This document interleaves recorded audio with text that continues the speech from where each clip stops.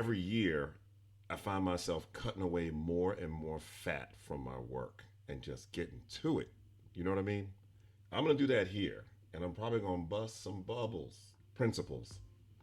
If your school isn't centered around ensuring essential learning targets and outcomes are being mastered, if that's not the foundation of what you do, if you've not answered question one, not only with fidelity, but with complete commitment, if you are not consumed with monitoring every student's progress toward mastery of essentials, you are not a PLC.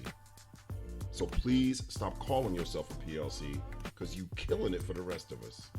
It's not about being data driven, it's about being results driven. And the bottom line results is not measured in activity, it's not measured in meetings, it's not measured in norms.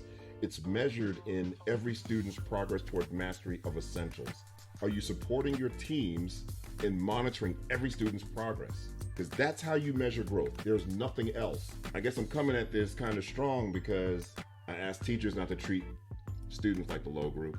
I've asked principals not to treat the teachers like the low group, right? Treat them like they're gifted. And I gotta do the same.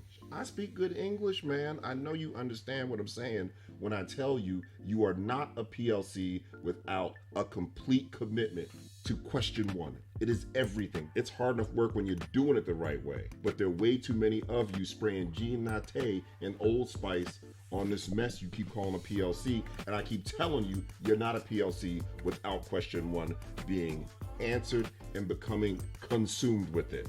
Now, if I busted your bubble, I'm not apologizing, but I will help you re-blow some bubbles. You know how to get in touch with me.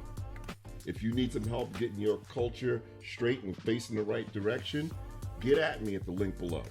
But this work is far too important and far too critical, especially now for me to be blowing sunshine off your backs, baby.